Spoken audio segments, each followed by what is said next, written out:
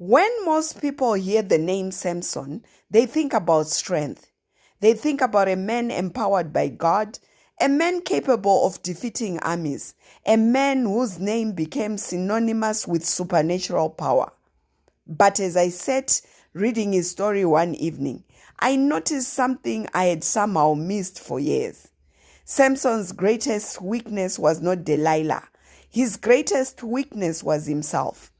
Again and again, Samson pursued what pleased him.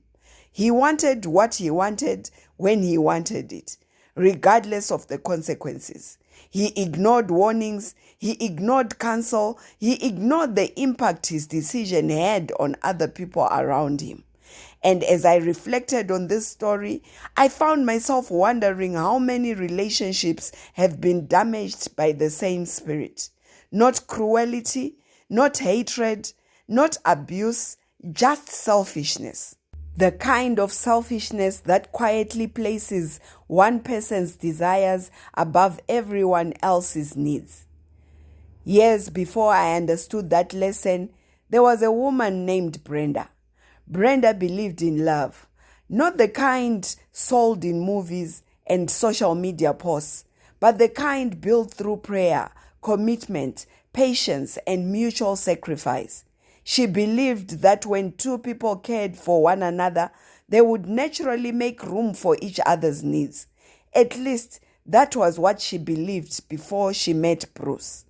When Bruce first entered her life, he seemed like everything she had prayed for. He was confident, ambitious, intelligent. He spoke passionately about his goals and his dreams. He carried himself with a sense of purpose that immediately drew people toward him. Brenda admired that about him. Their conversations flowed easily. Hours passed without either of them noticing the time. Bruce could make her laugh until her stomach hurt. He could talk about his plans for the future in a way that made them sound exciting and possible. And if anyone had asked Brenda then whether there were warning signs, she would have laughed, because selfishness rarely introduces itself on the first day. It waits. One Saturday afternoon, Brenda received exciting news. A project she had been working on for months had finally been approved. She had poured her heart into it. She had prayed over it and worked tirelessly to make it succeed. Naturally, Bruce was the first person she wanted to tell. She called him immediately. "Bruce, you'll never believe what happened." "What?" he asked. As Brenda excitedly explained the news, she expected him to celebrate with her. Instead, before she had even finished speaking, Bruce interrupted. "That reminds me," he said.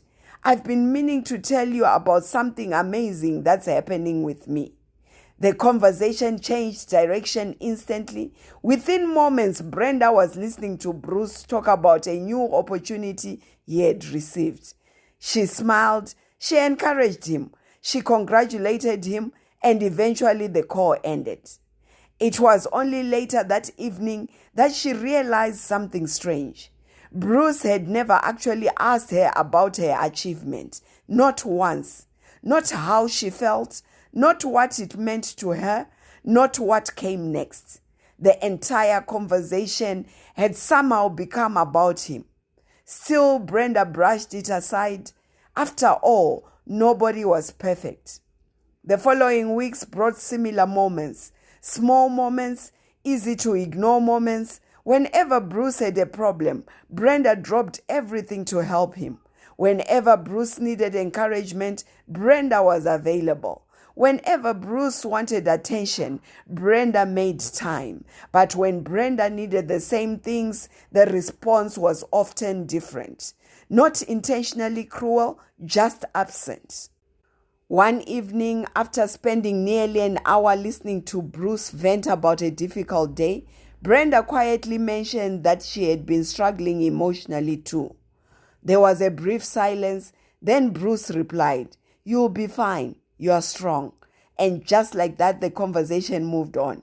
Later that night, Brenda sat alone thinking about the exchange. At first, she told herself she was overthinking. Then she remembered something from Samson's story. Every major decision Samson made seemed to begin with one question: what do I want? Not what is wise, not what is right, not how will this affect others, just what do I want? Brenda closed the Bible slowly.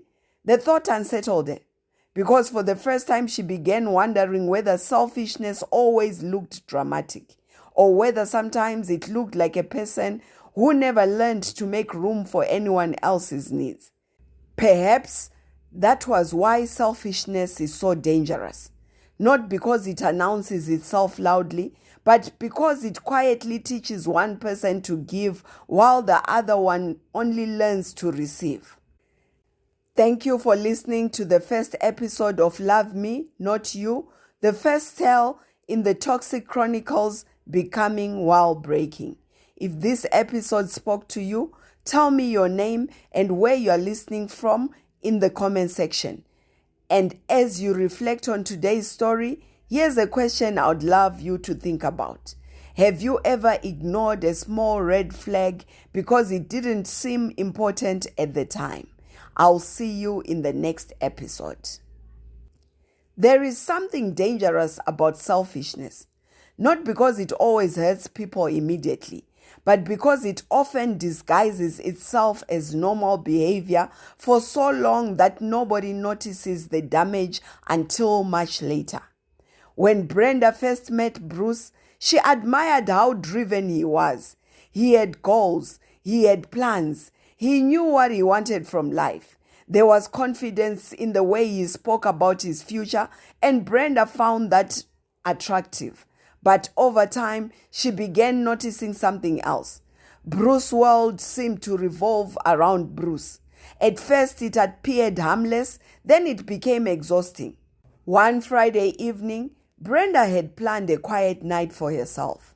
The week had been long, and she desperately needed rest. She had bought herself something nice to eat, switched off her work notifications, and looked forward to spending the evening relaxed. Just as she settled down, her phone rang. Bruce.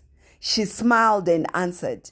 Before she could even greet him properly, he launched into a detailed explanation of a challenge he was facing.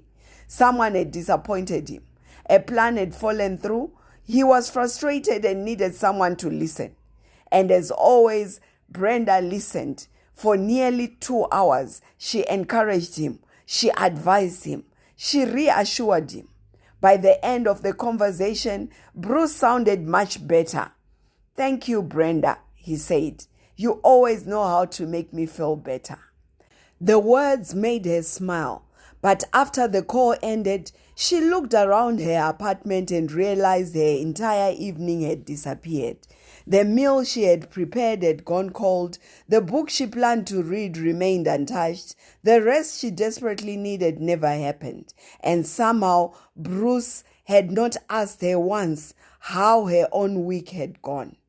The thought bothered her, not because she wanted attention, but because she was beginning to realize that the caring was flowing in one direction. The following Sunday, Brenda sat in church, listening to a message about relationships. The pastor spoke about love, sacrifice, and service. Most of the congregation nodded in agreement. Then he said something that caught Brenda's attention. Healthy love involves mutual sacrifice. If only one person is consistently sacrificing, eventually resentment replaces joy. The statement stayed with her because if she was honest, she had been sacrificing a lot lately. Her time, her energy, her emotional capacity, her peace, and although she never kept score, she was beginning to wonder whether Bruce even noticed. Later that week, Bruce called again. This time he wanted help preparing for an important meeting. Brenda agreed immediately.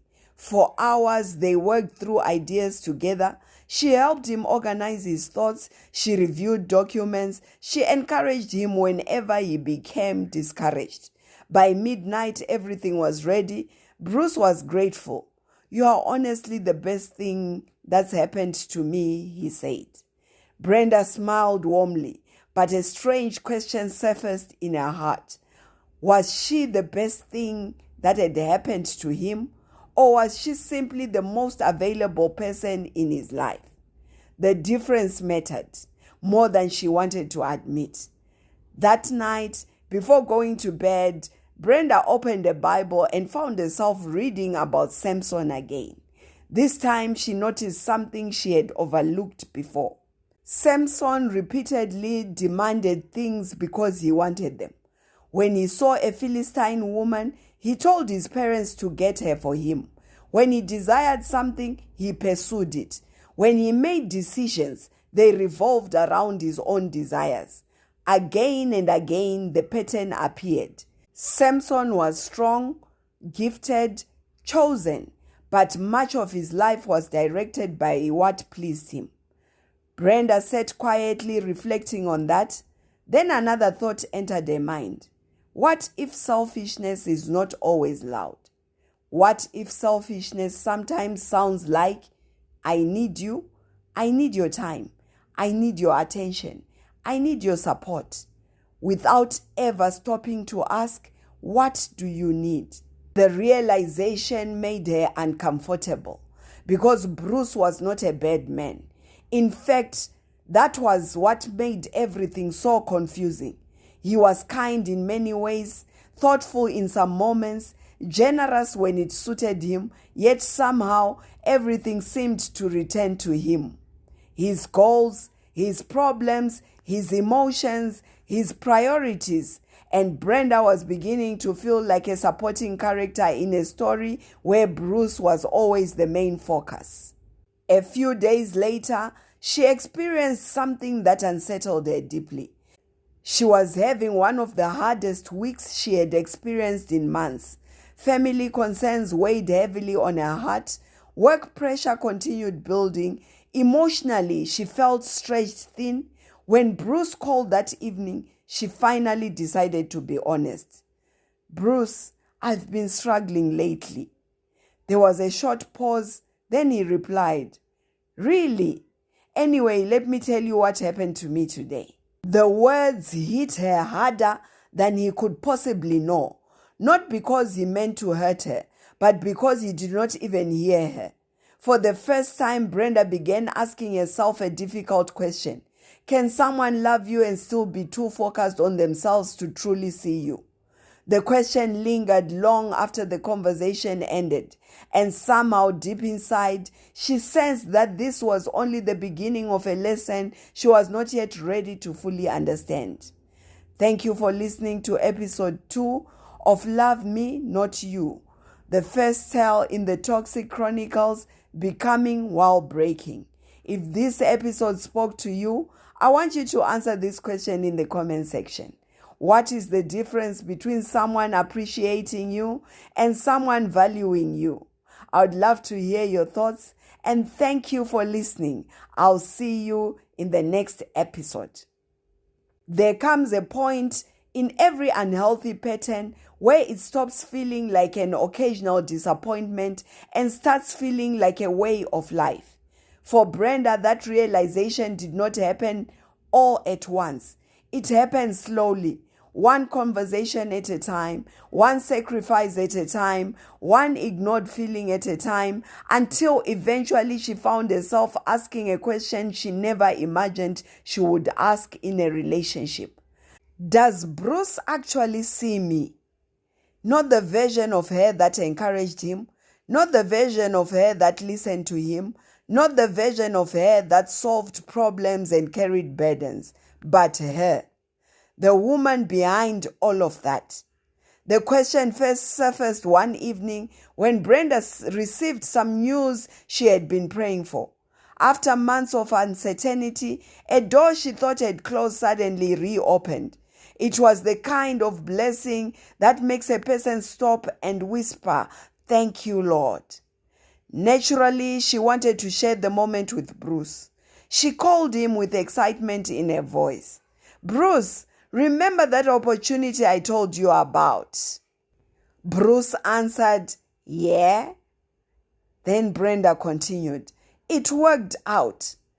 For a moment, she waited for excitement, for celebration, for joy. Instead, Bruce responded casually, 'Oh, that's nice.' Then almost immediately, he began talking about a challenge he was facing at work. Brenda stood quietly by a window listening. The excitement she had felt moments earlier slowly faded. By the time the conversation ended, her breakthrough had become an afterthought. Bruce's problem had become the headline again. That night, Brenda could not stop thinking about it, not because she wanted attention, not because she needed applause, but because she was beginning to notice a painful pattern. Bruce expected her to enter his world. He rarely entered hers. The following weekend, Brenda found herself reading the story of Samson once more. The deeper she studied his life, the more uncomfortable she became. Growing up, she had always viewed Samson as a strong man who fell because of Delilah. But now she saw something different. Long before Delilah entered the picture, Samson had already developed a habit of pursuing his own desires. When he wanted something, he went after it. When people warned him, he ignored them. When his choices affected others, he rarely seemed concerned. Everything revolved around what Samson wanted. Brenda closed the Bible thoughtfully. The issue had never been Delilah. The issue had been a heart that constantly put its own desires first. And suddenly that lesson felt very personal. A few days later, Brenda and Bruce met for lunch. She had not seen him in several days, and part of her hoped things would feel different. For a while they did. The conversation flowed easily. The laughter came naturally. The connection felt familiar. Then Bruce began talking about a new project he wanted to pursue. For nearly 40 minutes, Brenda listened as he explained every detail. She asked questions. She encouraged him. She helped him think through obstacles. Finally, when he paused, Brenda mentioned something she had been working on too. Bruce nodded politely, then looked at his phone. Within seconds, the conversation had moved back to his plans, back to his goals, back to his concerns, back to Bruce. Brenda smiled outwardly, but inwardly something was changing. For the first time, she stopped making excuses, not because she was angry, but because the evidence was becoming impossible to ignore. She was constantly making room for Bruce. Bruce rarely made room for her. That evening, Brenda sat alone, reflecting on everything she had observed over the previous months. She remembered every time she rearranged her schedule to accommodate him, every time she stayed up late listening to his problems, every time she put her own needs aside because he needed support. And then she asked herself a difficult question. If she stopped giving so much, what would remain? The question frightened her because she wasn't entirely sure of the answer. Later that night, Bruce called. His voice sounded frustrated. Someone had disappointed him again. Something had gone wrong again. He needed encouragement again. And as Brenda listened, she realized something startling. Bruce never seemed to notice how much emotional space he occupied in other people's lives. It was malicious. It was intentional. It was simply normal to him. That was the danger. Selfishness often becomes most destructive when it feels justified, when it becomes a habit, when the person carrying it no longer recognizes it. After the call ended, Brenda knelt beside the bed to pray. But instead of praying for Bruce, she found herself praying for wisdom. Lord, help me to see clearly. Help me understand the difference between loving someone and losing myself while loving them. The prayer lingered in the room, and for the first time, Brenda felt God drawing her attention away from Bruce's behavior and towards her own response. Because while Bruce's selfishness was a problem, there was another question she needed to answer. Why had she become so comfortable ignoring her own needs?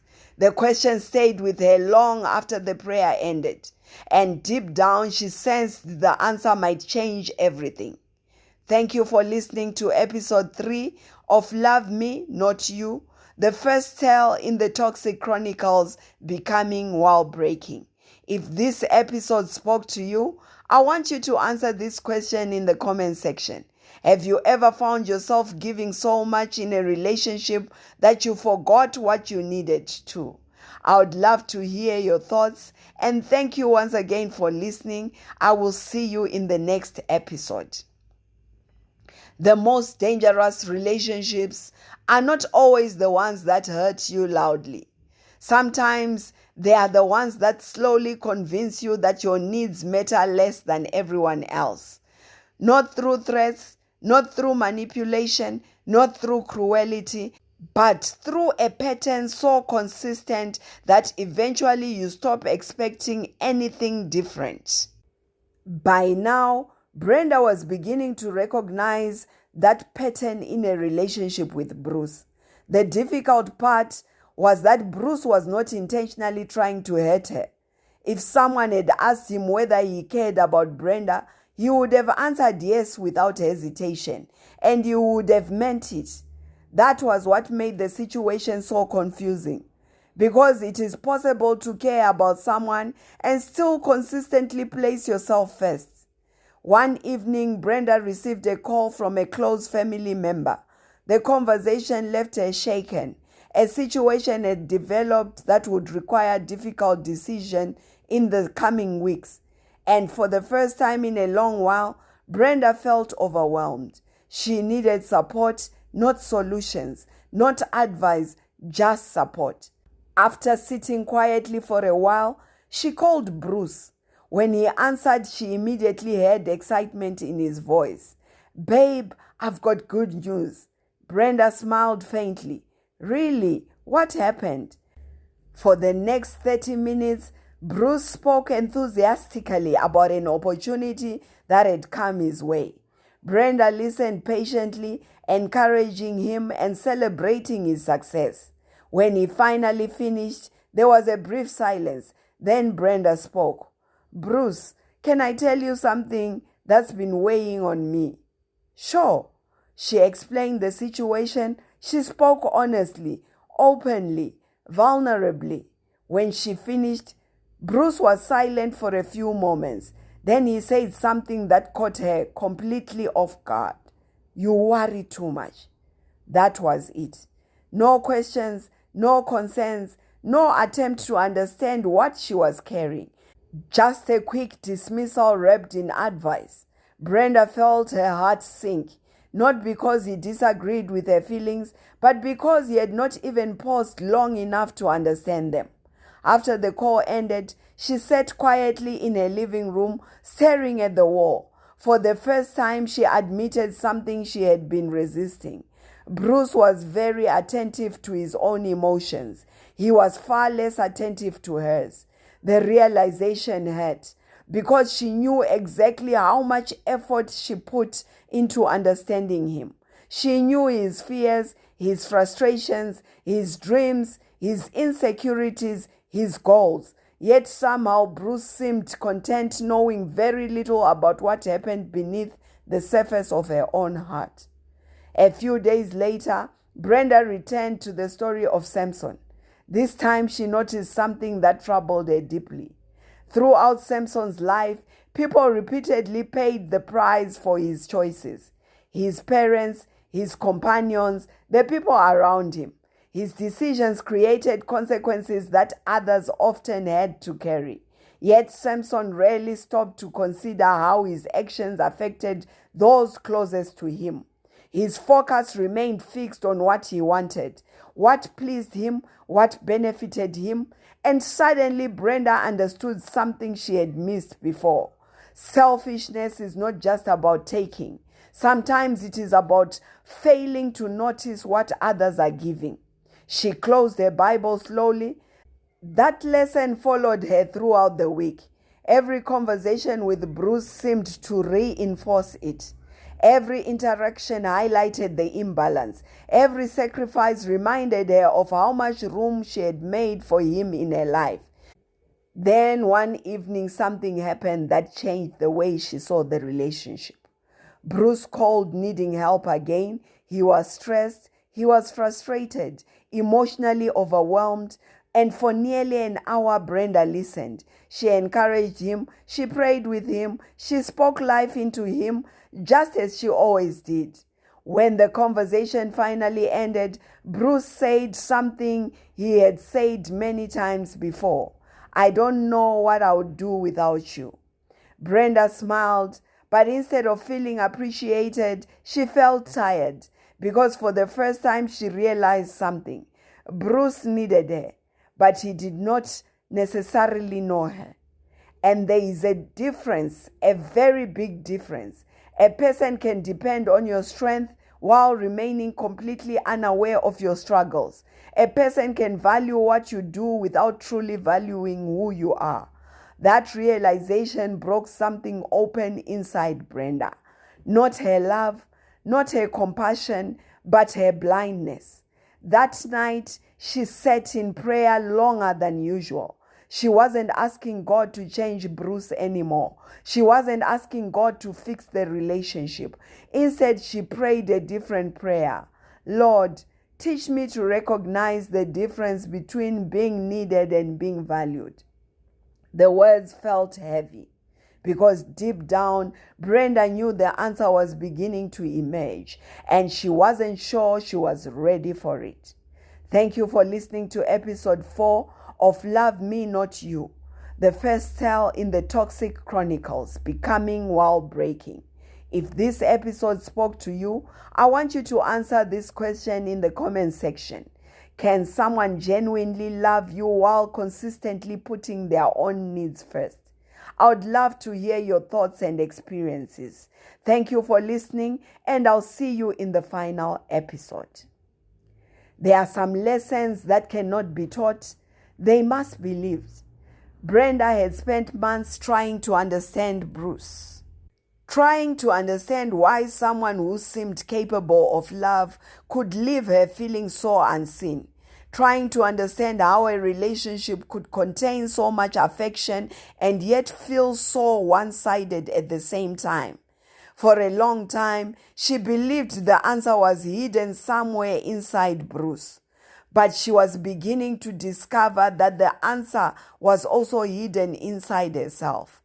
Because every unhealthy pattern requires two things: someone who creates it and someone who tolerates it.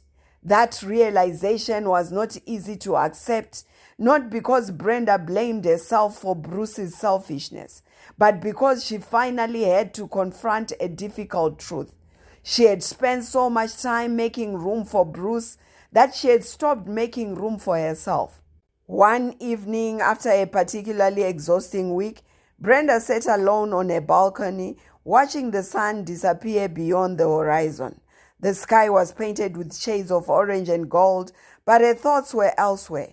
Her phone buzzed, a message from Bruce. "Babe, can I call you? I need to talk." Brenda looked at the screen for a moment, then she smiled sadly. There it was again. Not "how are you?" Not "how was your day?" Not "is everything okay?" Just "I need." For the first time, Brenda noticed how often those words appeared in their relationship. I need your time. I need your support. I need your advice. I need your encouragement. I need your understanding. And slowly a question formed in her heart. Had Bruce ever really learned how to love beyond what they could do for him? The question followed her into that night's conversation. As Bruce spoke about another challenge he was facing, Brenda listened carefully, not with frustration, not with anger, but with clarity. And clarity has a way of changing everything. For the first time, she stopped focusing on Bruce's words and started paying attention to the pattern beneath them. The pattern was always the same. Bruce expected emotional investment, but rarely offered the same level of investment in return. Bruce expected understanding, but rarely sought understanding. Bruce expected sacrifice, but rarely recognized sacrifice when it came from someone else. The realization hurt, but it also set her free. Because once you see a pattern clearly, you can no longer pretend it does not exist. Later that evening, Brenda opened a Bible and returned once more to the story of Samson. This time, she did not focus on Samson's strength. She did not focus on Delilah. She did not focus on the miracles. Instead, she focused on the choices. Again and again, Samson pursued what pleased him. Again and again, he ignored wisdom. Again and again, he followed his desires wherever they led him. And eventually, those choices cost him dearly. As Brenda reflected on his life, a powerful truth settled in her heart. Samson's downfall did not begin when he lost his strength. It began when he constantly placed his desires above wisdom, above accountability, above obedience, above everyone else. And that was the true danger of selfishness. It blinds a person to the needs of others. It convinces them that their wants are more important than everyone else's well-being. It teaches them to receive without learning how to give. Brenda closed her Bible slowly. For a long moment, she sat in silence. Then she whispered a prayer. Lord, protect me from becoming bitter, but also protect me from becoming blind. The prayer felt different from all the others because she was no longer praying from confusion. She was praying from understanding. Bruce had not suddenly changed. The relationship had not suddenly transformed. Many questions remained unanswered, but something inside Brenda had shifted. She finally understood that love should not require the disappearance of self. Love should create room for two people, two voices, two hearts, two sets of needs, two lives growing together. And when only one person is consistently making sacrifices, something is out of balance. As the night grew darker, Brenda felt an unexpected sense of peace, not because she knew exactly what would happen next, but because she finally saw clearly. Bruce was still becoming, and so was she. The difference was that Brenda had stopped measuring the relationship only by how much she loved Bruce. She had started measuring it by whether there was room for both of them inside it. And perhaps that was the lesson hidden beneath the story all along. Selfishness is not always obvious. It does not always shout. Sometimes it simply whispers, "Make room for me," while never asking whether there is room for anyone else. Thank you for listening to Love Me, Not You, the first tale in the Toxic Chronicles, Becoming While Breaking. Thank you for walking this journey with Brenda and Bruce through all the episodes. If this story spoke to you, challenged you, or helped you see something differently, I would love to hear from you in the comment section. Tell me what lesson stood out the most for you. And remember, this is only the beginning. There are more stories to come, more lessons to uncover, more truths waiting to be revealed through the mirror of Scripture. So be sure to follow the Toxic Chronicles, Becoming While Breaking, so you don't miss the next tale. Until next time, guard your heart, keep your faith, and never lose yourself while trying to love someone else.